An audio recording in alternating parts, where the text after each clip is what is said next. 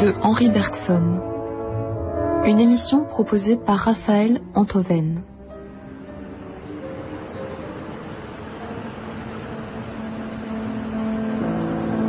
Le moins qu'on puisse dire de Henri Bergson, c'est qu'il est sérieux. Professeur au Collège de France, membre de l'Académie française, de l'Académie des sciences morales et politiques, prix Nobel de littérature, Bergson est un archonte de la pensée, un orthodoxe, canonisé de son vivant par les archevêques du savoir. Aussi, de l'édifice magistral de son œuvre, les commentateurs choisissent-ils le plus souvent de retenir les 4 piliers que sont l'essai sur les données immédiates de la conscience, matière et mémoire, l'évolution créatrice et enfin les 2 sources de la morale et de la religion. Pourtant, en 1900, soit 41 ans après sa naissance et 41 ans avant sa mort, à la charnière des siècles et au centre de sa vie, Bergson manifestement se laisse aller, juxtapose 3 conférences et publie le livre du rire.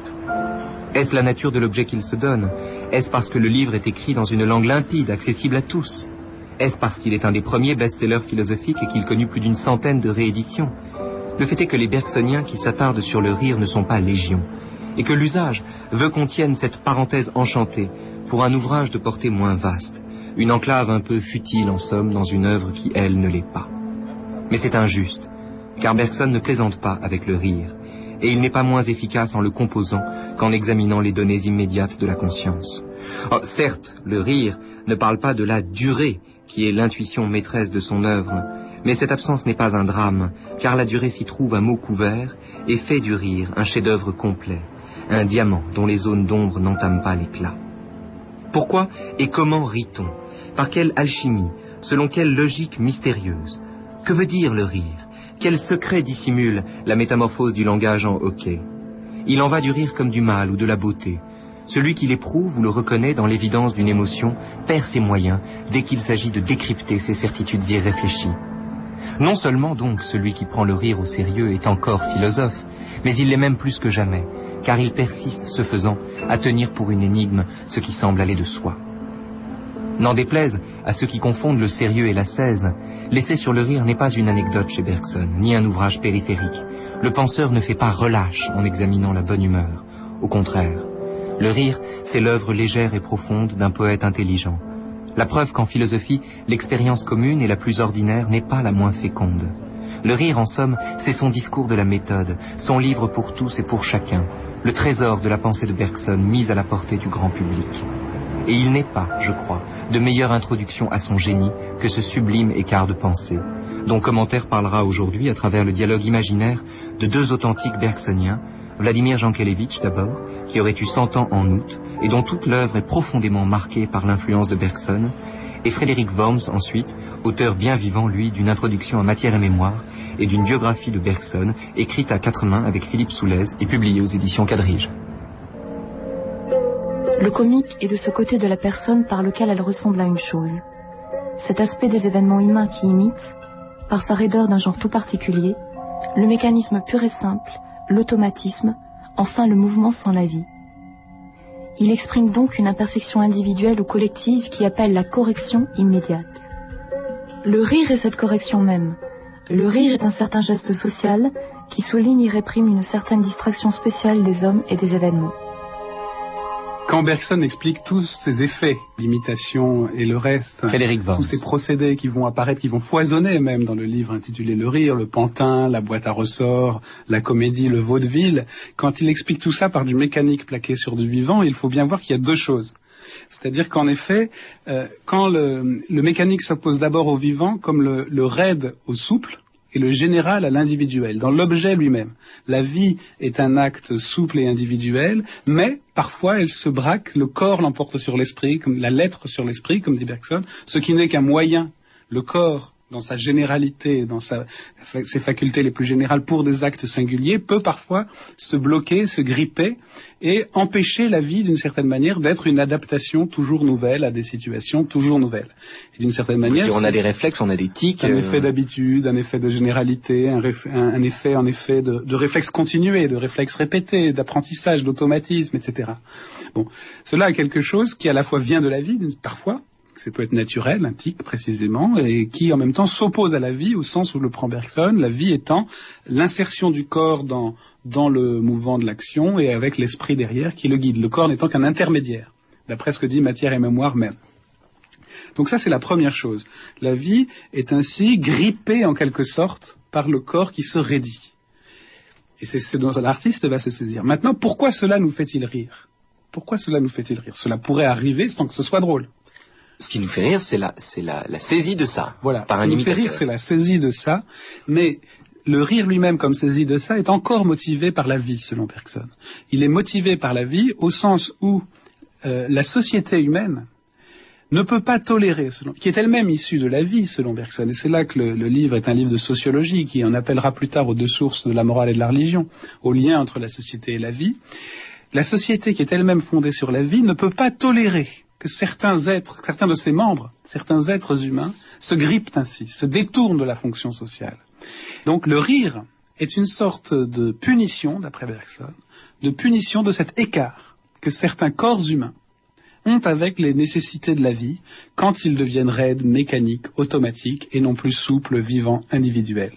Et donc, d'une certaine manière, la vie est une punition que certains vivants, les êtres humains, infligent à d'autres vivants, d'autres êtres humains, quand ils s'écartent de leur obligation vitale. C'est pourquoi le rire est, d'après Bergson, dans les trois petits caractères généraux qu'il a au tout début du livre, qui sont admirablement précis, le rire est nécessairement humain, il est interhumain. On rit de quelque chose d'humain, on peut rire d'un caillou, dit-il, ou d'un animal, mais en tant qu'on l'humanise. Le rire est humain, le rire est intelligent, c'est-à-dire qu'il est lié à une pure fonction intellectuelle sans sensibilité. On ne compatit pas avec celui dont on rit, par principe, c'est une fonction intellectuelle, et surtout le rire est social.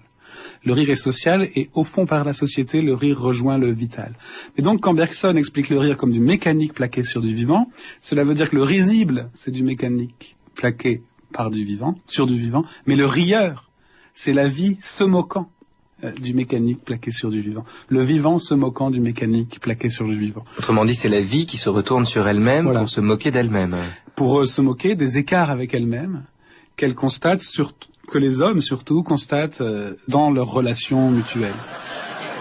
Ma traversée du désert aura été somme toute assez courte, grâce à vous, je vous remercie. Elle m'a permis de rencontrer des Françaises et des Français simples, des gens du peuple, des gens gentils. C'est que j'ai observé, j'ai jamais vu ces gens-là d'aussi près.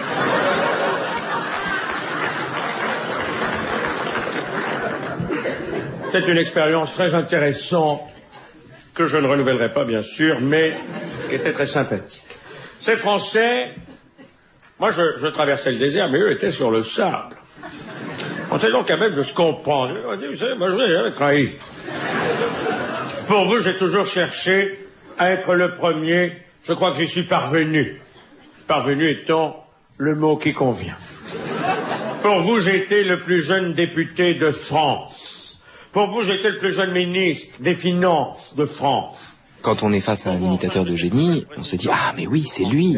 Bien sûr, c'est lui. On est émerveillé, justement, par l'aptitude qu'a l'imitateur de génie à saisir chez l'individu qui l'imite un certain nombre de tics, de réflexes qui font qu'on l'a sous les yeux, qu'on a l'autre sous les yeux et que c'est ça qui provoque le rire. Or, pourtant... C'est ça, c'est lui et ça n'est pas lui. C'est-à-dire c'est lui dans ses traits les plus extérieurs, dans sa coupe la plus générale. Et Bergson a une page magnifique sur la caricature, par exemple, où il explique que le caricaturiste prend les traits du modèle et les pousse dans leur propre sens, mais à une limite qu'ils n'ont pas, évidemment.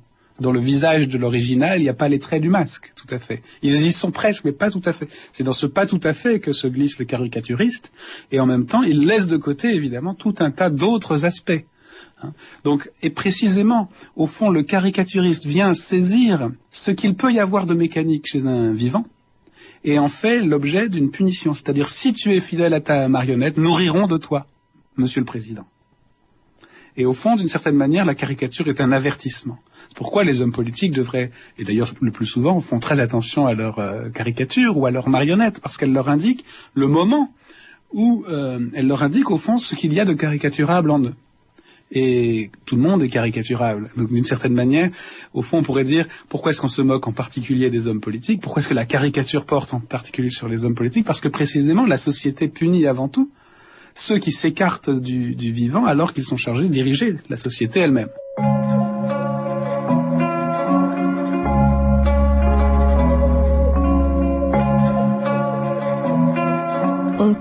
comprendra alors le comique de la caricature. Si régulière que soit une physionomie, si harmonieuse qu'on en suppose les lignes, si souples les mouvements, jamais l'équilibre n'en est absolument parfait. On y démêlera toujours l'indication d'un pli qui s'annonce, l'esquisse d'une grimace possible, enfin une déformation préférée où se contournerait plutôt la nature. L'art du caricaturiste est de saisir ce mouvement parfois imperceptible et de le rendre visible à tous les yeux en l'agrandissant. Il fait grimacer ses modèles comme ils grimaceraient eux-mêmes s'ils allaient jusqu'au bout de leur grimace. Le caricaturiste qui altère la dimension d'un nez, mais qui en respecte la formule, qui l'allonge par exemple dans le sens même où l'allongeait déjà la nature, fait véritablement grimacer ce nez. Désormais l'original nous paraîtra, lui aussi, avoir voulu s'allonger et faire la grimace. En ce sens, on pourrait dire que la nature obtient souvent elle-même des succès de caricaturiste. Dans le mouvement par lequel elle a fendu cette bouche, rétréci ce menton, gonflé cette joue, il semble qu'elle ait réussi à aller jusqu'au bout de sa grimace, trompant la surveillance modératrice d'une force plus raisonnable. Nous rions alors d'un visage qui est à lui-même, pour ainsi dire, sa propre caricature.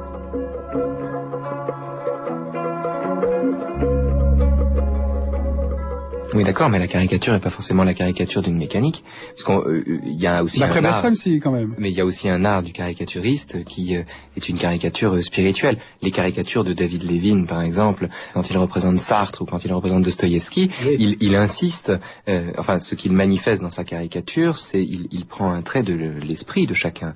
Oui, mais les lunettes de Sartre ne sont pas innocentes. Mais tout à fait, mais c'est là que les grands artistes comiques sont déchirés d'après Bergson.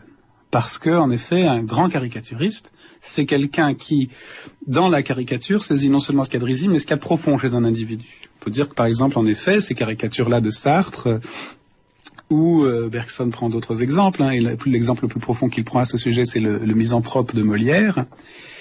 Ces caricatures-là, c'est aussi quelque chose de profond. C'est-à-dire que Molière a un attachement pour le misanthrope, et sûrement Lévin a un attachement pour Sartre. Mais en même temps, il doit faire rire.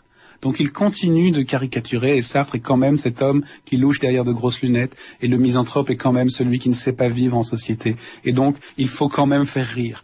Donc d'une certaine manière, le caricaturiste est quand même contraint par son art. Même s'il veut sympathiser avec le modèle, même s'il veut être profond, individuel, même s'il veut dépasser les limites du ridicule, il doit leur faire droit.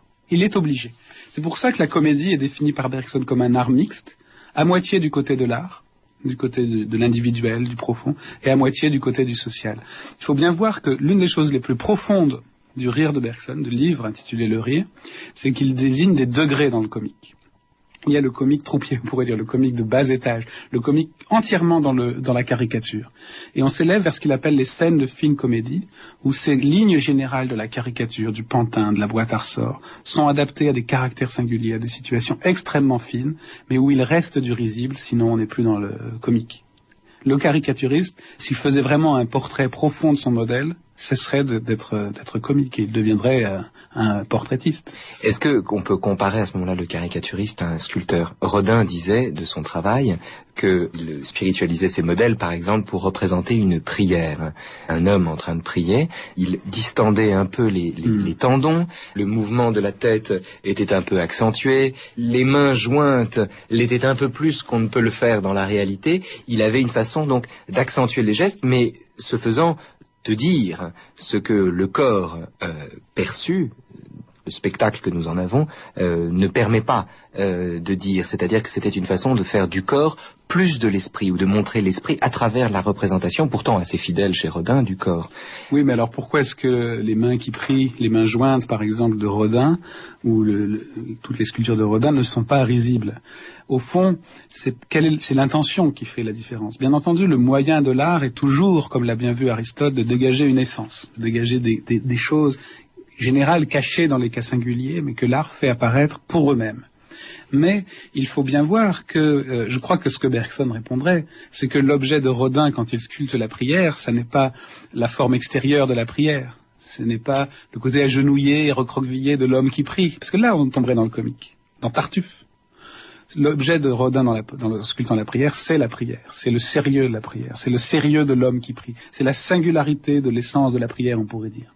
Qu'il faut incarner dans la pierre et donc d'une certaine manière grossir, agrandir, mais non pas incarner dans la pierre comme étant elle-même de pierre, comme étant extérieure. Donc la différence entre, par exemple, Molière mettant en scène Tartuffe ou les bigotes qui prient, qui s'agenouillent, qui chevrottent, etc., et celui qui met en scène la profondeur de la prière et de la gravité de la prière, cette différence, elle n'est pas dans les moyens, mais elle est dans l'intention.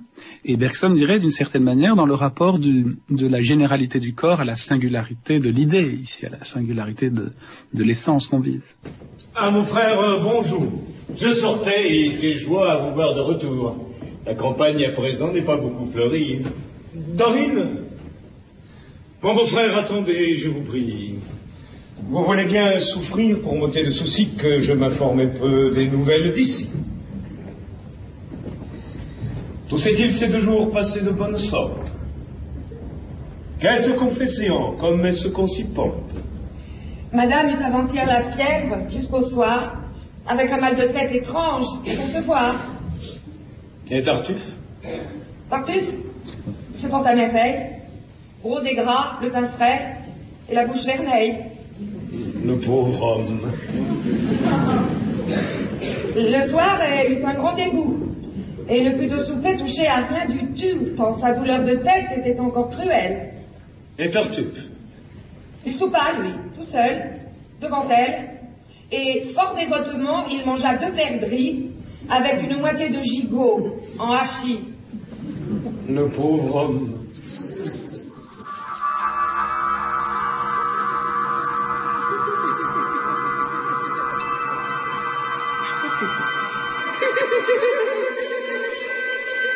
Ce qui peut-être éloigne les jeunes gens d'aujourd'hui de Bergson, c'est chez lui l'absence d'un sentiment tragique de la vie, ou encore l'absence d'une philosophie de la tragédie. La philosophie de Bergson est, je crois, fondamentalement non tragique, atragique en quelque sorte. Or, la tragédie est très appréciée aujourd'hui, et d'autant plus appréciée d'ailleurs que les gens sont plus frivoles. Comme nous allons le montrer, c'est une philosophie de la plénitude affirmative. Et en cela, on peut expliquer qu'elle soit si peu en honneur auprès d'une jeunesse souvent plus préoccupée de tragédie que d'autre chose. Dans l'édition quadriche du Rire, de la page 115 à la page 121, le lecteur trouvera, comme une digression, quelques pages qui figurent parmi les plus belles de l'histoire de l'esthétique et qui se posent la question de savoir quel est l'objet de l'art. 6 pages dans le livre, donc, sur lesquelles nous allons revenir maintenant, et où se trouve contenu presque tout le programme de la phénoménologie husserlienne, ainsi que l'intuition heideggerienne de l'oubli de l'être dans la quotidienneté. 6 pages, inoubliables et méconnues, qui disent clairement ce que des générations de philosophes laborieux vont ensuite essayer d'obscurcir avec un succès désolant. Pourquoi cet écart de langage que rien ne justifie? Pourquoi cette rupture dans l'ordre démonstratif de l'analyse du rire? Et pourquoi pas en vérité? Pourquoi ne pas écrire ici ces phrases qu'en apparence rien ne justifie, ces fulgurances qui trouvent leur place dans l'ensemble, comme par enchantement, comme un cadeau, tel le petit pied parfait du chef-d'œuvre inconnu de Balzac, et qui, rétroactivement, transforme un peu en écrin tous les mots qui précèdent? Une intuition n'a pas à comparaître devant le tribunal de la logique ordinaire. La digression n'est pas risible, elle est juste spirituelle. De l'examen du rire, de ses procédés comme de ses causes, à la question impromptue de l'objet de l'art, ce sont 2 voies, 2 paroles, 2 chemins disjoints mais inséparables que Bergson réunit au gré de son intelligence fantasque. Quel est l'objet de l'art? Si la réalité venait frapper directement nos sens et notre conscience, si nous pouvions entrer en communication immédiate avec les choses et avec nous-mêmes, je crois bien que l'art serait inutile. Ou plutôt que nous serions tous artistes. Car notre âme vibrerait alors continuellement à l'unisson de la nature. Nos yeux, aidés de notre mémoire, découperaient dans l'espace et fixeraient dans le temps des tableaux inimitables. Notre regard saisirait au passage, sculptés dans le marbre vivant du corps humain, des fragments de statues aussi beaux que ceux de la statuaire antique. Nous entendrions chanter au fond de nos âmes comme une musique, quelquefois gaie, plus souvent plaintive, toujours originale, la mélodie ininterrompue de notre vie intérieure. Tout cela est autour de nous, tout cela est en nous.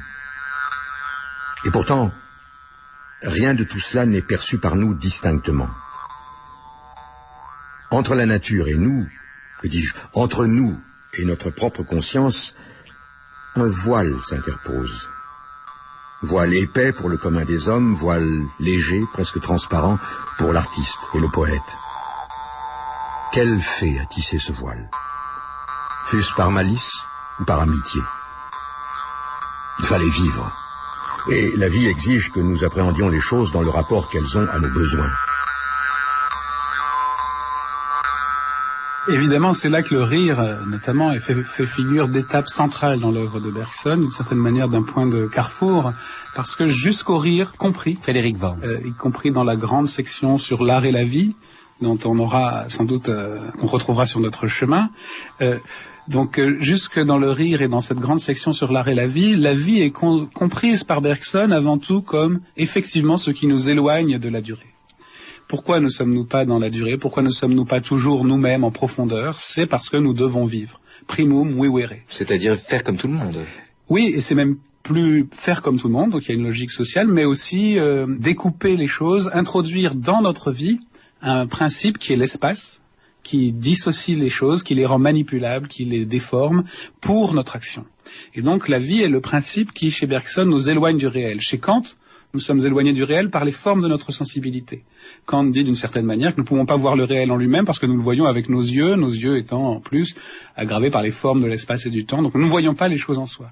Pour Bergson, nous ne voyons pas les choses en soi. Pourquoi? Parce que nous les voyons à travers ces formes de l'action, que sont les concepts, le langage, les formes sociales, les préjugés. Les préjugés.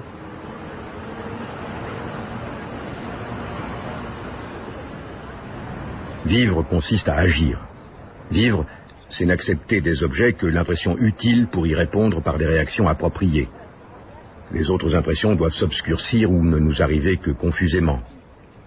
Je regarde et je crois voir, j'écoute et je crois entendre. Je m'étudie et je crois lire dans le fond de mon cœur.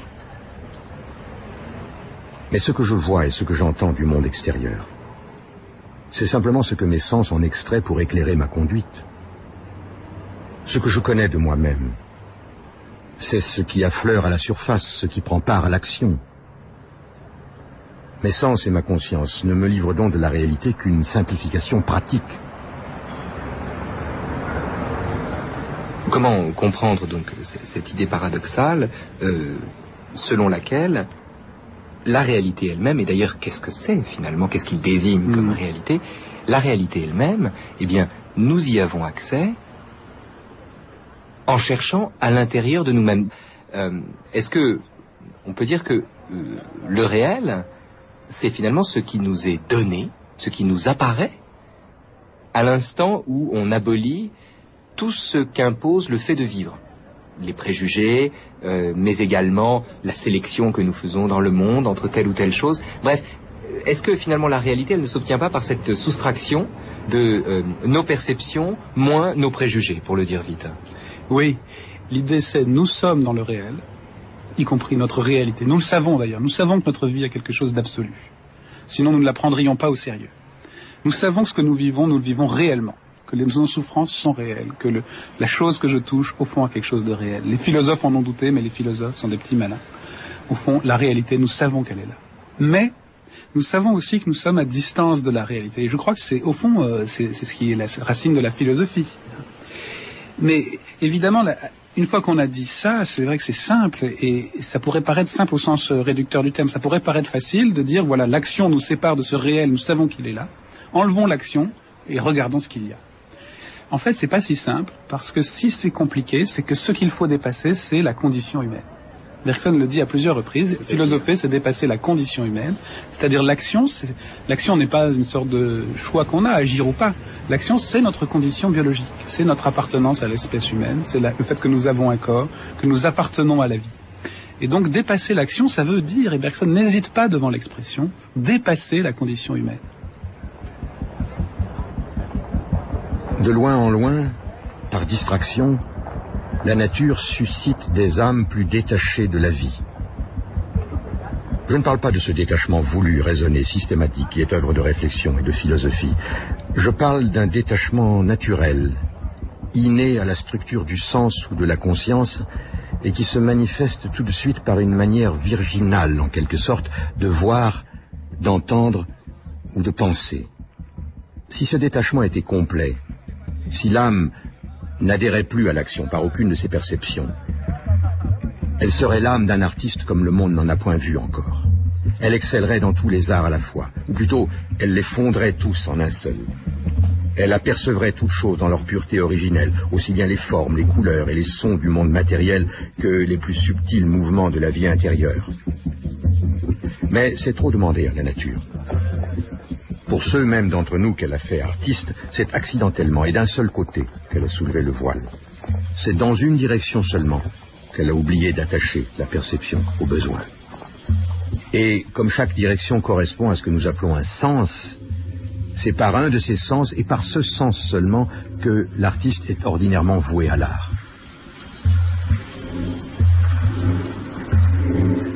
Alors, l'artiste ici a un rôle privilégié. Pourquoi il a un rôle privilégié, d'après Bergson? C'est que ce qui apparaît au philosophe comme un problème, dépasser la condition humaine, l'artiste l'a toujours déjà fait. Alors Bergson a une explication un peu qui peut paraître insatisfaisante. Il dit c'est par nature. La nature l'a détaché. C'est un distrait de nature. Il y a une sorte de miracle de l'artiste qui fait que, sans effort, sans que ce soit un problème pour lui, il accède à ce réel. Et au fond, d'une certaine manière, quelle est l'importance de l'art pour Bergson? C'est que, d'une certaine manière, l'œuvre d'art, l'existence de l'art et l'existence de l'artiste prouvent la possibilité de la métaphysique. L'artiste a déjà résolu, en fait, le problème que le philosophe rencontre en droit. S'il n'y avait pas d'artiste, on pourrait douter, d'une certaine manière, que la métaphysique soit possible, c'est-à-dire que le retour au réel soit possible. Le philosophe pourrait toujours dire, il faut dépasser l'action. Mais quelqu'un d'autre, un autre philosophe, et il y en a eu, pourrait lui dire, mais enfin, mon bonhomme, comment veux-tu dépasser l'action? Tu es un homme comme les autres, un être vivant. Et d'ailleurs, Kant, lui, disait, on ne peut pas dépasser les formes relatives de notre perception. C'est là qu'intervient l'exemple de l'artiste. L'artiste qui l'a déjà fait. Si c'est possible, la preuve que c'est possible, c'est que l'artiste le fait.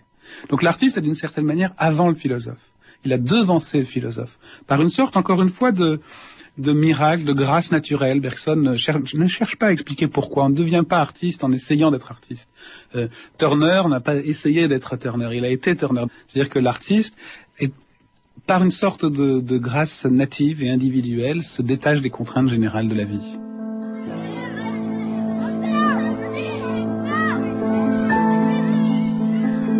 Je ne sais pas si je réponds exactement à votre question. Je pense qu'elle me donne plutôt l'occasion de dire encore autre chose. Et après tout, il s'agit également de l'homme d'aujourd'hui. Je veux dire l'apport que Bergson représente pour l'art, pour l'esthétique. Et par cet apport, Bergson est un philosophe de l'immédiat. Il pensait que dans la perception pure, c'est l'objet lui-même, l'objet en personne qui est dans la conscience et non point l'objet par personne interposée. Il avait donc éliminé les intermédiaires. Le rire est un ouvrage dédié à la prise de Vladimir Jankélévitch. Contact immédiat avec les choses elles-mêmes. Le bergsonisme est un retour aux choses elles-mêmes, adresse ipsas, comme on dit, on attribue ce propos à Husserl, mais c'est aussi bien bergsonien. Le fameux pommier en fleurs, dont on parle toujours, et parce que c'est la seule ligne un peu poétique de Husserl, il est dans le rire. Pour Bergson, l'art a pour fonction de se remettre en contact avec la réalité elle-même, ipsa, n'est-ce pas? Ipsa, la réalité en personne, indépendamment des souvenirs, des associations, des livres, des contes de Louris, tout ce qui est intermédiaire, en somme. Et sur ce point, Bergson me paraît aller dans le même sens que Debussy. C'est en cela que Bergson est debussiste et que Debussy est bergsonien. Et sur ce point, au moins, il y a en effet peut-être un impressionnisme bergsonien, de même que Debussy dans La Mer fait parler la vague elle-même, et l'ouragan, le vent, les choses, et qui sont installées dans l'orchestre, et que le debussisme tout entier est cet appel des choses, de même pour le bergsonisme. Tout à fait, mais le risque avec cette comparaison, et Jankélévitch, lui, n'est jamais tombé dans ce piège, mais beaucoup de ses lecteurs, oui, c'est de croire que le mouvement permanent peut être saisi en dehors d'une œuvre singulière. c'est-à-dire là aussi en dehors d'une forme, d'une structure et singulière. Et donc comme s'il suffisait de parler pour ne rien dire, de faire de la musique, de faire des suites de sons, etc., pour être dans le mouvement et dans la musique. On dit comme si, il y a peut-être la musique ne va peut-être nulle part, mais est-ce qu'il suffit d'aller nulle part pour faire de la musique? D'une certaine manière, non. Et je crois que justement les chemins qui ne vont nulle part ne vont nulle part. Et que pour aller nulle part, il faut quand même être quelque part. Et ça, c'est ce qui caractérise Bergson. Alors c'est peut-être un peu, bon, là c'est des phrases un peu vides, mais très concrètement, ce que ça veut dire, c'est que l'analogie entre Bergson et Debussy, comme parfois avec l'impressionnisme, etc., tend à nous faire croire qu'il s'agit d'une sorte de philosophie de la sensation pure où on n'aurait qu'à se laisser aller. Et je pensais aussi à Tolstoï. Ça paraît bizarre de faire intervenir Tolstoï là-dedans, mais Tolstoï pensait la même chose. De même que Debussy dit qu'il est bien mieux d'aller voir le coucher du soleil ou le lever du soleil que d'écouter la symphonie pastorale, ce qui est d'ailleurs mon avis. De même, Tolstoï disait qu'il est bien plus important de voir un clair de lune au Caucase que de prendre la plume et d'écrire sur ce clair de lune. C'est la chose elle-même qui importe. Le bergsonisme est une grande tentative pour se remettre directement en contact avec la réalité, sans intermédiaire, sans moyen terme, sans rien d'interposé, d'intercalé, d'interjeté, d'interpolé, sans rien qui soit inter. Il n'y a rien entre. C'est un philosophe de l'immédiat. Et c'est vrai que, comment ne pas le dire, c'est un philosophe de l'immédiat, étant entendu que, d'une certaine manière, le retour à l'immédiat n'a rien d'immédiat. Nous sommes dans l'immédiat. Mais pour le savoir, pour y penser, pour en prendre la mesure, pour en faire l'objet explicite de notre vie, pour que l'immédiat ne soit pas seulement ce dans quoi nous sommes plongés, mais ce qui nous motive, ce qu'il faut faire advenir pour sortir de la médiation. Là, il y a le travail de la philosophie, le travail de l'art, le travail de la morale, au fond. Et au fond, nous sommes à la fois toujours dans l'immédiat et toujours à distance de l'immédiat. D'une certaine façon, là, on retrouve l'artiste. Donc, il y aurait effectivement une candeur de celui qui est dans l'immédiat. Mais je crois que le vrai immédiat bergsonien, c'est quand même celui qui a traversé la médiation. Et donc, au fond, le vrai immédiat, c'est l'immédiat réfléchi avec ce que ça peut avoir de contradictoire. Bergson le dit, d'ailleurs, notre intuition est réflexion. Autrement dit, le vrai immédiat, c'est pas celui du mythe de l'origine, du mythe de l'innocence, du mythe de la candeur. C'est celui du Candide qui est passé par le doute, qui est passé par la réflexion, mais qui comprend qu'il l'a dépassé. Par exemple, c'est plutôt le grand mystique que le Candide innocent. Le grand mystique, sachant qu'il a affronté l'obstacle de l'humanité qui doit travailler pour vivre, et non seulement travailler pour vivre, mais l'obstacle de la société naturelle, c'est la guerre, c'est l'instinct guerrier, et donc c'est un immédiat qui, d'une certaine manière, s'oppose activement à la médiation, se promeut dans le monde, se promeut dans l'acte libre. Pardon, mais c'est un vrai paradoxe. Comment peut-on en passer par la réflexion, l'intelligence, le concept, la philosophie donc, pour en arriver à l'irréfléchi, l'immédiat, la perception immédiate, l'instinct. Enfin, c'est comme un homme qui prendrait des moon boots pour marcher sur un fil à 40 mètres du sol. En quoi l'intelligence, les concepts comme le langage d'ailleurs, sont des instruments beaucoup trop grossiers pour percevoir le réel dans son immédiateté. Oui, mais c'est notre condition. Il y a que cet homme avec des moon boots sur le mince fil du réel, c'est l'homme. L'homme est précisément cet être qui est dans l'immédiat comme tous les êtres, qui est dans l'absolu, qui vit une expérience réelle, et qui en même temps est doté des moon boots de l'intelligence, de la technique que Bergson d'ailleurs ne fait pas que condamner, du concept que Bergson ne fait pas que critiquer, de la société qui n'est pas seulement un obstacle, qui est aussi une avancée. Et donc l'homme est justement cet être mixte, d'une certaine manière. Et donc l'immédiat est précisément, évidemment, il ne s'agit pas pour Bergson, comme Russell l'a dit en se moquant de lui, rappelant ainsi ce que Voltaire disait se moquant de Rousseau, il ne s'agit pas de redevenir des fourmis ou des abeilles, de revenir à un état de nature, etc. Enfin, il faut quand même renouer avec une forme d'instinct qui oui, mais cet acte de renouer est proprement humain. C'est-à-dire que renouer... L'animal n'est jamais passé par l'intelligence. L'animal n'a pas besoin de renouer avec lui-même. Et l'animal humain est cet être qui, en renouant avec lui-même, fait avancer l'espèce et la fait créer. Autrement dit, renouer avec la nature, c'est faire avancer l'histoire. C'est l'art, c'est la morale, c'est la religion.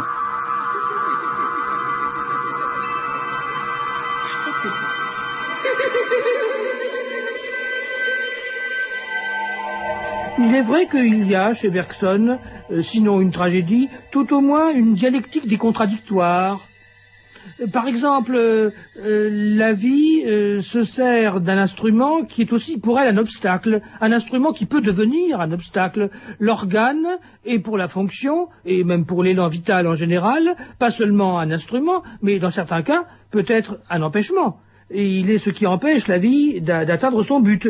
Il y a donc une contradiction entre ce qu'on peut appeler l'organe et l'obstacle, puisque c'est la même matière qui est pour la vie, et l'un et l'autre.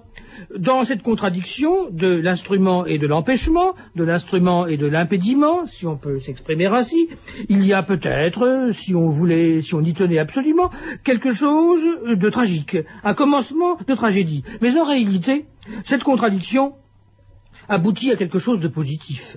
Elle aboutit à une structure viable. Par exemple, l'organe qu'on appelle l'œil est le résultat d'un débat latent, d'une contradiction latente entre l'instrument et l'empêchement, mais il n'en reste pas moins que la vie, que le corps, que l'organisme est une réussite, et une réussite positive de la vie. Et par conséquent, la contradiction elle-même aboutit à une réussite positive. Mais le plus souvent, nous n'apercevons de notre état d'âme que son déploiement extérieur. Nous ne saisissons de nos sentiments que leur aspect impersonnel, celui que le langage a pu noter une fois pour toutes, parce qu'il est à peu près le même dans les mêmes conditions pour tous les hommes. Ainsi, jusque dans notre propre individu, l'individualité nous échappe. Est-ce qu'on peut définir ce que c'est que la durée chez Bergson, puisque Bergson distingue le temps collectif et la durée en cela qu'elle est individuelle. Est-ce qu'on peut dire, pour caractériser la durée, pour être plus précis, que la durée correspond au temps vécu par moi en tant que je suis un individu? Alors, on dit parfois, Bergson, c'est l'ineffable, la durée est ineffable, on ne sait pas ce que c'est. Mais il l'a défini, dès le premier livre, l'essai sur les données immédiates de la conscience, il donne en effet une définition, qui est quelque chose comme la durée est la forme que prennent les états de conscience quand notre moi s'abstient de les séparer, de les compter, etc. Donc en effet, qu'est-ce que c'est que la durée? La durée, c'est la succession temporelle. Quand on la prend d'une manière pure, c'est-à-dire quand on s'abstient de la découper. Ce qui est contradictoire de la succession, c'est la division, c'est la séparation. Autrement dit, c'est la succession non pas seulement comme passage continu des moments du temps, d'une impression dans l'autre, du chaud au froid, de la fatigue au repos, de la tristesse à la joie, mais c'est cette succession en tant qu'elle constitue quelque chose que les états de conscience passent l'un dans l'autre. Ma tristesse devient joie. Comment, pourquoi, on ne sait pas, mais c'est un mélange continu. Et donc c'est vrai que la durée est le passage du temps en tant qu'il constitue une unité indivisible et individuelle en tant qu'il constitue ma vie. Certes, on répondra que l'idée que Bergson se fait du temps est une idée encore très psychologique, que l'expérience de la durée vécue ou du temps vécu est une idée fortement teintée d'expériences affectives. Et en fait, il ne s'agit pas, en première apparence, du temps abstrait, du temps nu des métaphysiciens, mais il s'agit du temps vécu réellement, c'est-à-dire d'expériences qualifiées, d'expériences pathétiques, qui ont une température pathétique, si on peut dire, prononcé, comme le temps que Proust avait perdu et qu'il a retrouvé, le temps perdu et retrouvé. C'est donc un temps avec des ardeurs, des ferveurs, un temps qui a des oscillations. Et d'autre part, dans l'expérience de cette durée bergsonienne, le corps a une grande part. C'est une durée qui charrie des contenus mêlés, des contenus même impurs. Tel est l'aspect sur lequel on avait démesurément insisté. On avait insisté sur le côté de mélodie intérieure. Bergson est un philosophe du temps, dans la mesure, pense-t-on, où il ausculte en quelque sorte la mélodie intérieure et la vie intérieure. Et voilà donc la temporalité bergsonienne devenue quelque chose de subjectif, de concret, de purement qualitatif, de vital même, de biologique. Pourquoi est-ce que je ne suis pas toujours dans la durée pure? C'est parce que j'ai besoin d'agir. Et donc, pour agir, je dis demain je vais faire ci. Mais en disant demain je vais faire ci, je me sépare d'aujourd'hui. Pour avoir un souvenir utile, je dis hier j'ai fait ça. Mais je fais comme si hier était séparé d'aujourd'hui, alors que ce que j'ai fait hier a conduit à aujourd'hui, et que c'est seulement ce que je fais aujourd'hui qui me conduit à demain. Dans le rêve, cette contrainte pratique ou pragmatique est en partie levée. Pas intégralement, mais en partie. Et donc, d'une certaine manière, oui, j'ai un accès plus pur à mes états de conscience, et c'est pourquoi dans le rêve, comme dans le rire d'ailleurs, Bergson compare dans le rire la logique du rêve et la logique du rire, et comme dans le rire, donc, les choses se mélangent d'une manière apparemment absurde, apparemment illogique, c'est-à-dire que dans le rêve, je peux voir quelqu'un en sachant qu'il est mort, je peux évidemment monter dans un arbre et aussitôt après me retrouver sous l'eau, etc. Alors évidemment, de ce point de vue-là, Bergson peut-être n'analyse pas le rêve à la manière dont Freud pourra l'analyser, mais disons que le rêve fait partie de ces états de conscience où j'ai un accès un peu plus pur à la durée. Et il n'y a pas d'accès entièrement pur à la durée, sauf, selon Bergson, non pas dans le rêve, mais dans l'acte libre. Dans le rêve un peu, mais dans l'acte libre. Pourquoi? Parce que dans la décision libre, je dois fondre toute ma personnalité, tout ce qui a fait mon histoire pour arriver à un acte parfaitement singulier. L'acte vraiment libre, c'est pas le choix abstrait entre A et B, c'est le choix concret qui va décider de toute ma vie. Et pour décider de toute ma vie, j'ai besoin de rassembler toute ma vie dans la décision. Et c'est pourquoi l'acte vraiment libre, c'est l'acte où tout ce qui me fait moi, tout ce qui m'a constitué, y compris mes raisons, dit Bergson. C'est pas un acte irrationnel, c'est un acte surrationnel. C'est-à-dire que même ma réflexion est prise dans ce courant de durée. Donc tout ce que nous vivons, tout ce qui nous précède, tout ce que nous avons vécu, n'existe pas comme un trésor existerait. On ne peut pas thésauriser le passé qu'on a eu, comme les émotions ou les choses vécues, ou tout le bien ou le mal qu'on a pu faire. En revanche, tout ce que nous vivons constitue l'état présent de notre conscience. En réalité, il y a tout autre chose dans la temporalité bergsonienne que cet aspect purement vécu et purement psychologique. Pour Bergson, le temps n'est nullement une dimension de mes expériences, une dimension dans laquelle ces expériences se dérouleraient, que le temps n'est pas davantage un contenant dans lequel seraient contenues les expériences. Ce n'est pas un récipient. Le temps n'est jamais un récipient. Le temps n'est pas non plus une sorte de conservatoire dans lequel se conserveraient des souvenirs. Et la critique si décisive que Bergson a dirigée contre l'idée d'un cerveau qui serait un récipient à souvenirs est valable également pour la durée. Pas plus que le cerveau n'est un récipient dans lequel les souvenirs se conservent, la durée elle-même n'est quelque chose, un milieu, une dimension dans laquelle le passé pourrait se conserver. Car la mémoire elle-même est une espèce de recréation. Et de même que le temps n'est pas une dimension, qu'il n'est pas un lieu où les souvenirs se conservent, le temps n'est pas davantage un changement pelliculaire, si on peut ainsi parler, un changement superficiel, le changement d'un être qui par ailleurs ne changerait pas, d'un être qui par ailleurs serait substantiel. Et non seulement le temps n'est pas ce changement superficiel, comme par exemple un oiseau qui change de plumage, un être qui change d'habit, qui se travestit, mais qui reste toujours le même être. Il faudrait même, pour bien comprendre la nature du temps bergsonien, employer un langage à part, car à proprement dire, le temps est ineffable, le temps est inexprimable, intranscriptible, et même tous les mots français par lesquels on désigne le fait de changer sont des termes empiriques, superficiels et substantialistes. Par exemple, même le verbe changer. On dit qu'un homme change parce qu'il pourrait ne pas changer. Le verbe modification, un être se modifie, c'est-à-dire change de mode, change de modalité. Le changement est donc simplement modal. Mais en réalité, substantiellement, l'être reste le même, comme un monsieur qui a vieilli, c'est toujours le même, mais il a des rides, il s'est transformé, ou une dame qui s'éteint les cheveux, elle a changé de couleur, mais c'est toujours la même dame. Et l'idée même de transformation, qui est le passage d'une forme à une autre, de la transfiguration, qui est une promenade de figure en figure, la métamorphose, qui est le mot grec qui désigne la modification, métabolisme, etc. Tout cela désigne des changements partitifs, des changements partiels, qui n'affectent que l'écorce des choses, et non point leur substance, non point leur essence, qui donc n'affectent que les manières d'être, et non point l'être de ces manières. Il y a un mythe, une illusion, une idole, que Bergson n'a jamais cessé de critiquer pendant toute sa vie. C'est ce que j'appellerais l'idole de la rétrospectivité. C'est le fait de regarder en arrière. Ce sont toutes les illusions engendrées par une vision déformée, perverse des choses, dans lesquelles l'homme, au lieu de se servir de ses yeux pour regarder vers l'avant, regarde vers le passé.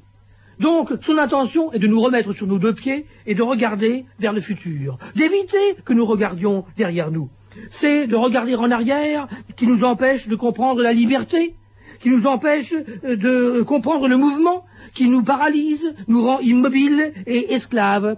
Et le mouvement vers l'arrière est celui qui engendre la négation, la négativité, car la négativité elle-même, la négativité de la mort, c'est le regard que l'homme jette par derrière lui au lieu de poser et d'affirmer les choses telles qu'elles sont et de les affirmer devant lui.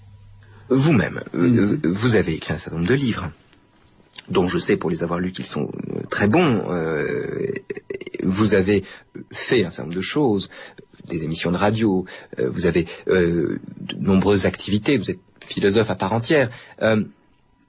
Néanmoins, est-ce qu'une partie de vous-même est tentée de le thésauriser, d'en faire comme un capital, quelque chose que vous auriez fait, et sur quoi vous pouvez, à une heure décente de la journée, vous retourner en disant c'est pas mal, finalement, c'est bien, j'ai fait de bons livres, je suis éloquent sur Bergson et ainsi de suite, ou bien est-ce que, en bergsonien que vous êtes soustrait à la tentation de regarder votre parcours?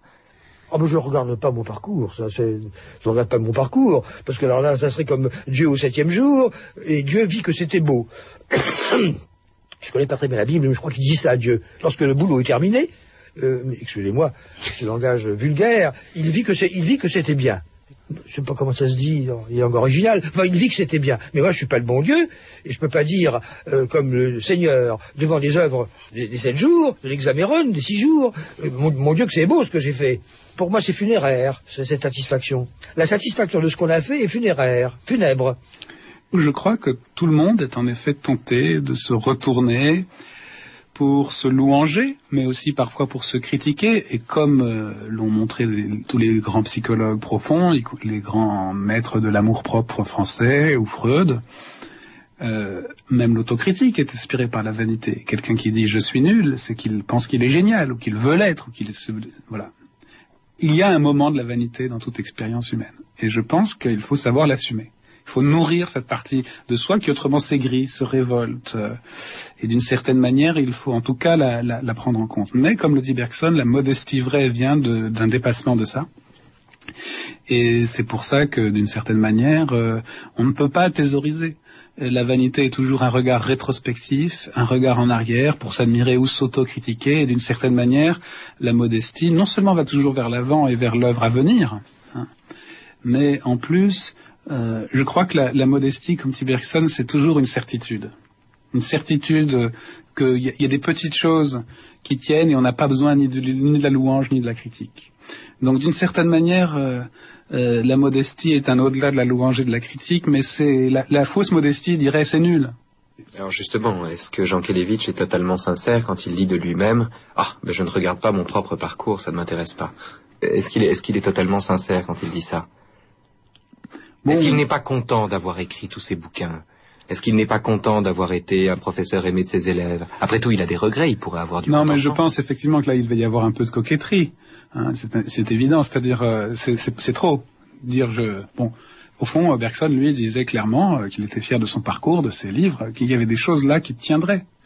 Donc il faut aussi savoir le dire. Donc dire je ne regarde jamais en arrière et ce que j'ai fait ne compte pas pour moi est effectivement sans doute un peu de la coquetterie, mais dans d'autres passages, et là il s'est laissé prendre à la flatterie du micro, que au fond dont personne n'est totalement indifférent, mais je crois que dans des passages de son œuvre sur la simplicité, sur justement la simplicité qui n'est pas dans la sincérité facile, et il a très bien compris ce qu'était la simplicité d'après la flatterie. Enfin, pour tout dire, nous ne voyons pas les choses mêmes, nous nous bornons le plus souvent à lire des étiquettes collées sur elles. Cette tendance issue du besoin s'est encore accentuée sous l'influence du langage. Car les mots, à l'exception des noms propres, désignent des genres.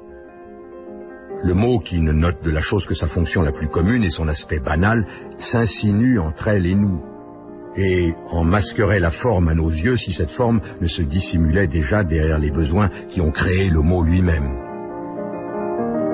Et ce ne sont pas seulement les objets extérieurs, ce sont aussi nos propres états d'âme qui se dérobent à nous, dans ce qu'ils ont d'intime, de personnel, d'originalement vécu.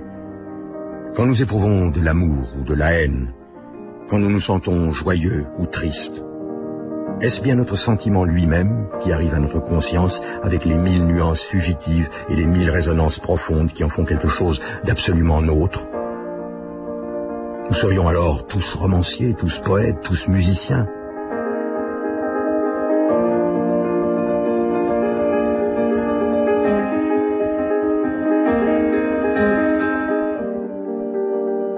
Alors, quel est le statut de la poésie chez Bergson? D'abord, Le Rire, il faut le dire et le rappeler, est un livre tout à fait extraordinaire en cela que, si on a pu reprocher à Bergson d'avoir un côté un peu didactique de temps en temps, là on est effectivement dans un livre d'une grande clarté, mais écrit littéralement de la main d'un poète, en tout cas d'un philosophe poète. Quel est le statut de la poésie chez Bergson, partant du principe que le langage, Bergson et Nietzsche ont en commun une critique radicale du langage, mais enfin, c'est une critique écrite, hein. Donc ils écrivent avec des mots, que les mots sont impuissants à dire ce qu'ils veulent dire avec les mots qu'ils emploient pour dire qu'ils sont impuissants à le faire, et ainsi de suite. Bon. Cette critique du langage, qui fait que les mots désignent des genres alors que la réalité est toujours singulière, toujours individuelle, comment est-ce que cette critique du langage peut être subvertie par la poésie? Je crois que tous les critiques du langage sont des grands écrivains dans l'histoire de la philosophie. Tous les grands critiques du langage. Précisément parce que il faut tordre le langage pour le faire servir à quelque chose à quoi naturellement il répugne. Et donc il est évident peut-être pas, mais je crois qu'effectivement il y a toujours un effort de style chez les philosophes qui critiquent le langage. C'est le cas chez Socrate, Platon, disons, qui a inventé le dialogue pour résoudre la critique socratique de l'écrit. Il fallait bien écrire, mais autrement. C'est le cas de Rousseau, oui. Et Socrate, oui, puis on sait bien que Socrate n'écrivait pas. Critique radicale quand même. Lui est cohérent. Peut-être c'est le seul philosophe cohérent sur ce plan. Hein. Le seul vrai critique du langage, beaucoup plus radical peut-être que certains sceptiques. Parce que, ne critiquant l'écriture, il n'a pas écrit. Mais Platon, lui, qui était d'une certaine manière peut-être obligé de relever le défi, a inventé le dialogue. Rousseau, qui critiquait le langage comme obstacle contre la transparence des sentiments. Et du cri de la nature. Voilà. A inventé aussi un style, et je crois qu'il en est de même chez Bergson. Alors évidemment, c'est pas un style, je dirais, sur lequel il faut aller trop vite. Il y a des images, on a beaucoup parlé chez Bergson des images, et c'est très important, des métaphores. Il y a une sorte de fluidité, en effet, mais il y a aussi des concepts, et il y a surtout une construction des livres. L'idée, à mon avis, essentielle à retenir, c'est que ce qui fait le sens, ça n'est pas la littéralité du mot, de la phrase, de l'énoncé, de la formule, le squelette, comme dirait Jankélévitch, par exemple. C'est l'unité du mouvement, du sens. Oui, mais malgré tout, je suis un philosophe oral. Oui. Voyez-vous ? Ma forme d'expression est parler, essentiellement, parce que je suis un professeur, je ne suis pas un écrivain, c'est très différent. Je ne suis pas l'homme d'un stylo. Évidemment, j'ai écrit des livres, mais je ne suis pas un écrivain. Ma profession n'est pas l'écriture, comme on dit aujourd'hui, ce vilain mot qui s'appliquait de mon temps aux écoliers, et maintenant ça s'applique aux écrivains. Eh bien, écrire n'est pas ma spécialité, c'est parler, c'est la communication orale, comme maintenant avec vous, voyez-vous. Et y renoncer, c'est beaucoup pour moi. Donc, d'une certaine manière, il faut que cette unité apparaisse, mais c'est quand même une unité de sens. C'est-à-dire, ça n'est pas non plus un pur charme verbal, une pure musique. Bergson a eu quand même le prix Nobel de littérature, il faut le rappeler. Mais ça lui a beaucoup nui, Parce que justement, on a dit, évidemment, prix Nobel de littérature, il l'a eu pour la beauté de son style et non pas pour la profondeur de sa pensée. Non, je crois vraiment que c'est un écrivain au sens où sa critique du langage l'oblige à écrire, et au sens où la construction de ses livres, en effet, fait partie de son argumentation. Il ne considère pas que l'écriture est un vêtement qu'on pose sur une pensée comme ça. C'est certainement, il y a du sur-mesure à faire sur des corps vivants qui sont nos pensées. Il dit que si nous pouvions voir les choses immédiatement, nous serions tous poètes, hein, tous artistes, tous musiciens. Là, on retrouve ce qu'on disait tout à l'heure, c'est-à-dire que le poète, lui, il fait naturellement ce que le philosophe doit faire par une sorte d'effort. Le poète, par une sorte de don, va d'emblée au sens du langage. Il invente un rythme, et c'est d'ailleurs pourquoi Bergson insiste beaucoup sur la lecture à haute voix des poètes, hein. Mais le philosophe, lui, doit inventer sa poésie d'une certaine façon, inventer la poésie dans l'élément le plus réfractaire du langage, c'est-à-dire le concept. Et là, effectivement, Deleuze n'a pas entièrement tort et il reste, à mon avis, bergsonien quand il définit la philosophie par la création de concepts. Il y a quelque chose d'artistique, la création, le mouvement, mais quelque chose de non artistique, le concept. Et faut pas se tromper, Deleuze, pas plus que Bergson, ne réduisait pas la philosophie à la poésie quand il disait création de concepts. C'est-à-dire, les deux mots sont importants. Création, mais deux concepts. Alors que l'artiste, lui, crée, mais pas des concepts. Est-ce que ça veut dire que les philosophes doivent faire preuve d'imagination ? Il y a une imagination philosophique, oui. Il y a l'image médiatrice. Une imagination philosophique qui n'est pas le tout de la philosophie. Mais la philosophie met en œuvre l'homme complet, hein, des sens jusqu'à l'intelligence, en passant par l'imagination, évidemment. Hein. Mais s'il s'en tenait là, il ne serait pas non plus philosophe. On pourrait dire que la philosophie elle-même, comme la temporalité, l'acte philosophique n'est pas un réarrangement de concepts, n'est pas une combinaison nouvelle de concepts anciens. Mais la philosophie, quand elle accomplit sa véritable vocation, est une profonde réforme intérieure, est un renouvellement radical, un renouvellement par lequel ce qui se renouvelle, ce n'est pas seulement le matériel des concepts, mais la forme même de la pensée, le contraire même d'une ars combinatoria, d'un art combinatoire. Ce que Bergson exprimait, paraît-il, d'un geste frappant, lorsqu'il parlait, dans son cours, d'une torsion du vouloir sur lui-même.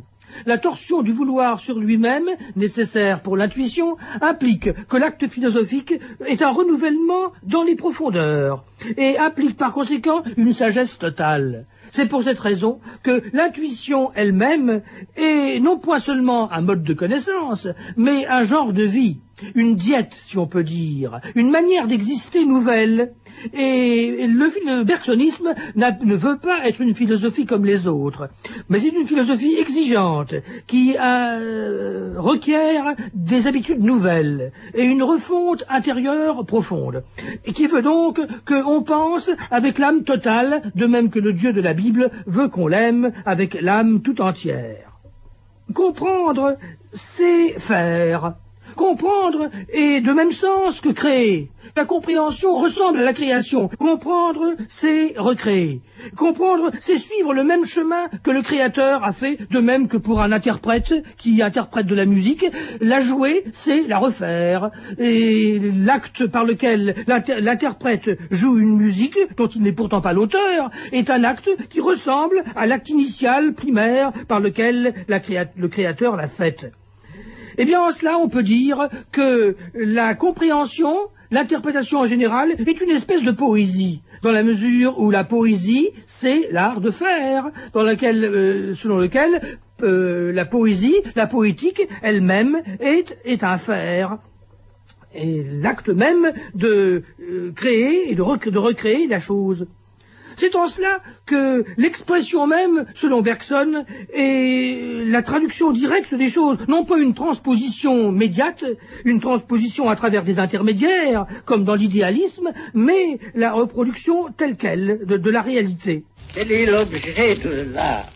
Henri Bergson. Si la réalité venait frapper directement nos sens et notre conscience, et si nous pouvions entrer en communication immédiate avec les choses et avec nous-mêmes, je crois bien que l'art serait inutile, ou plutôt que nous serions tous artistes, car notre âme vibrerait alors continuellement à l'unisson de la nature.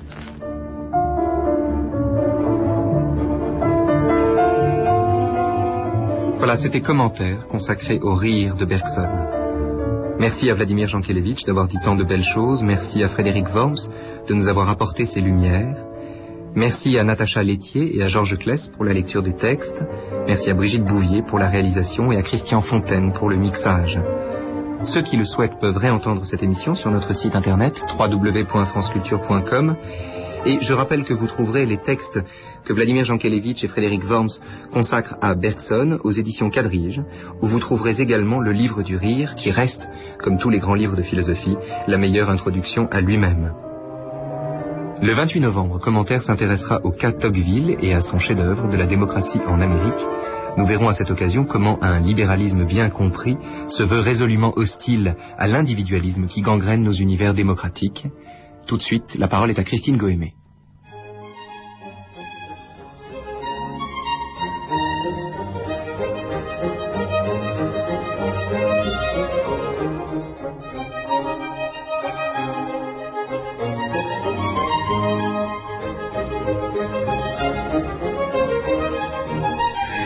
La philosophie autrement.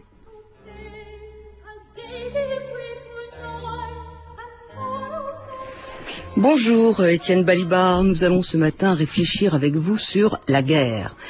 Vous travaillez sur les pouvoirs et leurs limites criminelles et donc sur l'assujettissement et les soumissions. Jeune homme, vous avez été l'élève de Louis Althusser et le marxisme est encore très présent dans vos travaux. J'en veux pour preuve votre livre de 97, La crainte des masses, politique et philosophie avant et après Marx, paru aux éditions Galilée. Vous êtes professeur émérite de philosophie politique et morale à l'université de Paris 10 Nanterre. Alors, une question subjective, tout d'abord. Comment avez-vous décidé de travailler sur la guerre, Étienne Balibar? Quel est l'événement déterminant? Je ne crois pas que j'ai jamais décidé. Bon, il faudrait des heures pour répondre à cette question. Vous me donnez combien de temps, Christine, pour l'ensemble de l'émission? 3 heures, 4 heures Bon. 20 minutes Je renonce. 10 minutes Non, je vais vous répondre. Bon, d'abord, je vous remercie de votre invitation. Écoutez, j'ai envie de dire 2 choses très rapidement, dont l'une en effet est un peu personnelle, enfin pas vraiment autobiographique, mais renvoie à l'histoire des gens de ma génération, et dont l'autre a une valeur de principe. Bon, la première, c'est que les gens de mon âge qui ont eu 20 ans en France entre 1954 et 1962, bon, moi je suis juste au milieu, ont découvert l'histoire et par voie de conséquence la politique, en même temps que le cas échéant la philosophie ou la pensée au sens le plus général du terme, dans le contexte de la guerre d'Algérie.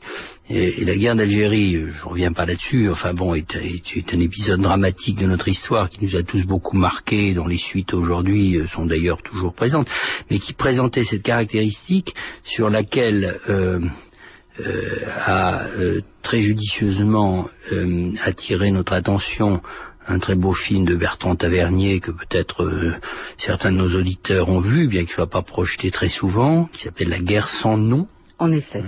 D'avoir été une guerre déniée comme telle, pour toute une série de raisons. Et par conséquent d'avoir posé immédiatement la question devant laquelle nous nous trouvons encore aujourd'hui, dans une toute autre conjoncture et pour d'autres raisons, au moment de ce que le président américain a appelé le War on Terror, la guerre contre le terrorisme, dont il a expliqué lui-même que c'était une guerre qui n'aurait pas de fin prévisible, n'est-ce pas? Bon, dans tous ces événements, les uns un peu anciens déjà, les autres immédiatement contemporains, provoquent un trouble, constituent une aporie qui est proprement philosophique à beaucoup d'égards, ou en tout cas qui exige l'intervention de la philosophie, parce que la guerre apparaît immédiatement comme quelque chose non seulement affecte notre existence ou peut l'affecter de façon violente, mais qui est en quelque sorte sans concept, ou qui en tout cas est toujours à côté de son concept, bon, et qui donc relance la question la plus difficile de toutes, qui est de savoir si on peut cerner le réel par l'abstraction ou par la notion. Bon. Et alors par ailleurs, ce que je dirais toujours très vite, c'est que avec ou sans marxisme, je ne refuse pas, je vous remercie de faire allusion à ça. C'est une école de rigueur. Oui, bien sûr, c'est une école de rigueur. Bon, c'est une école de réalisme, c'est une école de rationalité, elle a ses limites, bien entendu. Bon, c'est pour ça que j'ai dit avant et après Marx. Il y a quelque chose avant dont nous avons encore besoin, qu'à certains égards le marxisme a clos ou fort clos, et il y a quelque chose après, toutes sortes de choses après, je ne sais pas, Freud, Arendt, Schmitt, etc. Bon, qui ne vient pas du marxisme, qui même à beaucoup d'égards le contredit, mais qui ne l'annule pas purement et simplement. Bon, tout ceci étant dit, avec ou sans marxisme, encore une fois, je pense qu'on peut dire que la question de la guerre représente toujours pour une philosophie ou pour un philosophe au moment où il est contraint de l'aborder l'épreuve de vérité, d'une certaine façon. Bon. Et je ne crois pas qu'il y ait de contre-exemple. C'est vrai pour Platon, c'est vrai pour Hobbes, c'est vrai pour Kant, c'est vrai pour nous, enfin pour nos contemporains. Bon. Donc, il n'est pas question de ne philosopher que sur la guerre, mais penser la guerre, pour reprendre le titre du grand livre de Raymond Aron sur Clausewitz, à beaucoup d'égards, c'est le défi par excellence pour la philosophie. Alors, évidemment, comme vous faisiez remarquer au début, on n'aura pas le temps de déployer tout ça, mais on peut lancer des pistes tout de même. Par exemple, en effet, la guerre a changé de nature ces dernières années. Un des tournants qui ont marqué la chose, ça a été la guerre du Golfe, par exemple, et tout le monde l'a ressenti comme... Laquelle, la première ou la deuxième? La première. La première, c'est-à-dire c'est une guerre propre, quoi, voilà. Oui. L'idée qu'il pouvait y avoir une guerre propre et qu'on pouvait, disons, jouer avec ses ordinateurs et cibler directement les objets. Donc, alors, voilà par exemple une chose qui a changé profondément. Oui. Comme nous avons très peu de temps, j'ai peur que nous n'ayons pas le temps, que nous n'ayons pas la possibilité d'entrer, et pourtant il faudrait le faire évidemment dans des analyses de cas. Une des particularités du problème de la guerre, qui encore une fois n'est pas le seul, mais bon, du point de vue du philosophe, c'est justement qu'il l'oblige à prendre en considération la singularité. Bon, et effectivement, il faut analyser des cas. Bon. La Grande Guerre, la Deuxième Guerre mondiale, les guerres coloniales ou postcoloniales, les guerres civiles, la guerre du Golfe, en effet, vous avez raison, les guerres virtuelles. Les guerres virtuelles. Bon. Donc tout ça constitue une dispersion extraordinaire. Bon. Ce que j'avais envie de vous proposer, et je vois que nous sommes sur la même longueur d'onde, c'était d'essayer d'organiser la discussion ou l'ébauche de discussion autour de trois questions. En effet, la première, c'est est-ce qu'il y a une nature de la guerre ? Est-ce qu'il y a un concept de la guerre ou un modèle, si vous voulez, un type idéal qui serait soit permanent, soit évolutif, et par rapport auquel on puisse repérer ce qui mérite le nom de guerre et ce qui, pour une raison ou pour une autre, tombe en dehors. Bon, alors c'est d'une certaine façon consubstantiel, je crois, au débat philosophique sur la guerre, et dans un instant, si j'en ai le temps, je citerai un petit passage de Clausewitz qui peut servir à fixer la discussion, de se poser en permanence, presque depuis toujours, en tout cas depuis l'âge classique, la question de savoir si on n'aurait pas atteint la limite de ce qu'on appelait la guerre, et si on n'est pas passé à autre chose. En effet. Bon.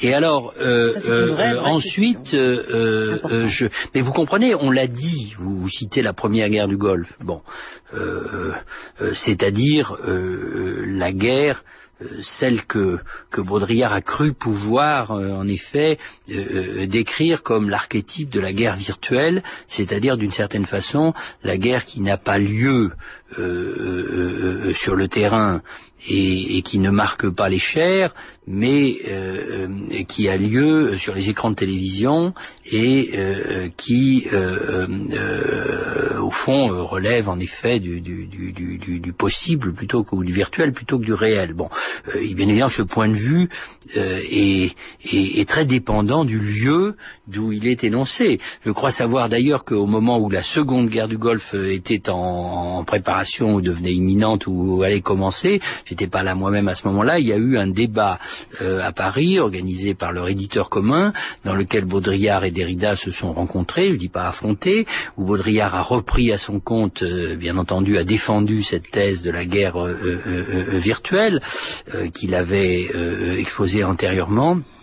Et où Derrida, d'après ce qu'on m'a raconté, de façon un peu timide, comme ça, mais au fond très obstinée, lui a dit, mais vous savez, la boîte virtuelle, il y a quand même beaucoup de morts, il y a quand même beaucoup de destruction, il y a quand même beaucoup de bavures. Bon, et alors, à la suite de ça, on est passé à cette fameuse seconde guerre, qui peut-être n'est que la continuation de la première, et celle-là, au lieu d'être propre et virtuelle, elle apparaît au contraire extrêmement sale et réelle.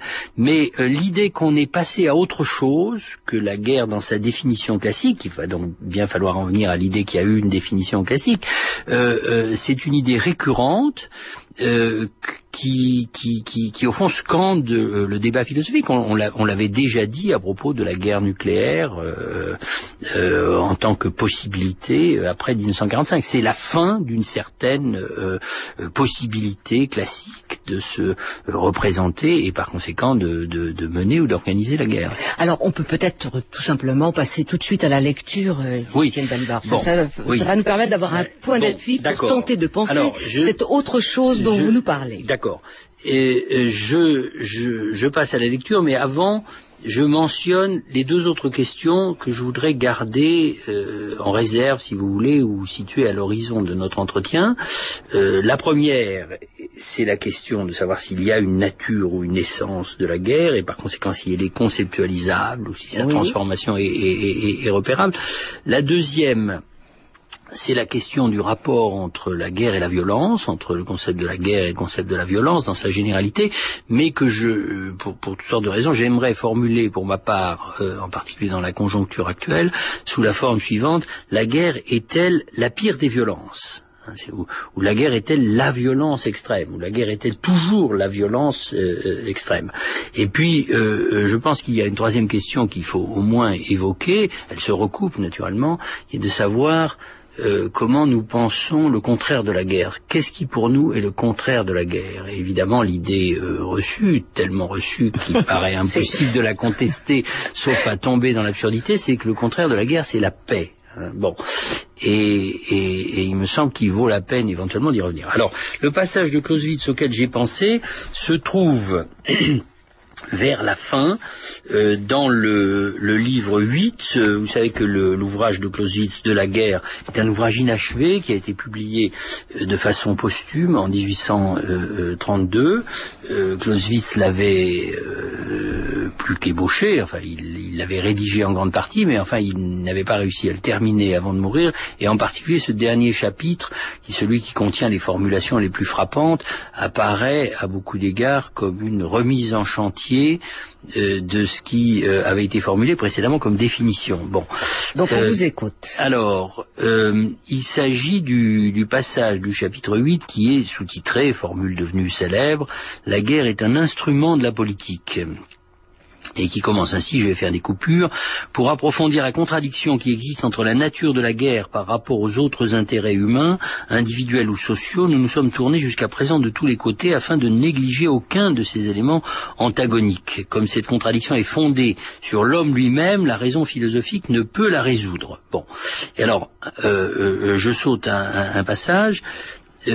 On sait évidemment que seuls les rapports politiques entre gouvernement et nation engendrent la guerre, mais on se figure généralement que ces rapports cessent avec la guerre et qu'une situation toute différente, soumise à ses propres lois et à elle seule, s'établit alors. Nous affirmons au contraire, la guerre n'est rien d'autre que la continuation des relations politiques avec l'appoint d'autres moyens. Nous disons que de nouveaux moyens s'y ajoutent pour affirmer du même coup que la guerre elle-même ne fait pas cesser ces relations politiques, qu'elle ne les transforme pas en quelque chose de tout à fait différent, mais que celles-ci continuent à exister dans leur essence, quels que soient les moyens dont elles se servent, etc., etc. Et enfin, il y a une dernière phrase qui est aussi très souvent citée. La guerre n'est-elle pas simplement une autre manière d'écrire et de parler pour exprimer leurs pensées, celle des relations politiques? Il est vrai qu'elle a sa propre grammaire, mais non sa propre logique. Bon. Alors, le terme continuation en allemand c'est Fortsetzung et beaucoup de commentateurs ont insisté sur le fait qu'il fallait le prendre dans un sens actif, c'est-à-dire la politique continue, autrement dit elle se développe et d'une certaine façon elle se transforme. Et toute la question que pose évidemment la célèbre formule de Clausewitz, c'est de savoir comment interpréter cette dialectique, c'est une dialectique dans laquelle le moyen qui permet la continuation de la politique, et qui finalement, du point de vue de Clausewitz, dans certaines circonstances critiques, est le seul au moyen duquel elle puisse atteindre ses buts, lui est pourtant, d'une certaine façon, radicalement hétérogène, et par conséquent, susceptible de lui échapper. Bon. Alors, cette formule... cet ensemble théorique depuis, c'est très étonnant. Non seulement on n'a jamais cessé d'être discuté, mais constitue une sorte de point de référence obligé. Il y a en particulier une grande tradition française de commentaires de Clausewitz, dans laquelle brille le livre de Raymond Aron auquel je faisais allusion tout à l'heure, mais on pourrait en citer d'autres. Avant le livre de Raymond Aron, quelques années auparavant, il y avait eu le livre d'André Glucksmann qui s'appelait Le discours de la guerre. Plus récemment, il y a eu... Tout récemment, il y a eu le livre tout à fait remarquable à mes yeux d'Emmanuel Terret, qui est paru il y a 2 ans à peu près chez Fayard, qui s'appelle tout simplement Clausewitz.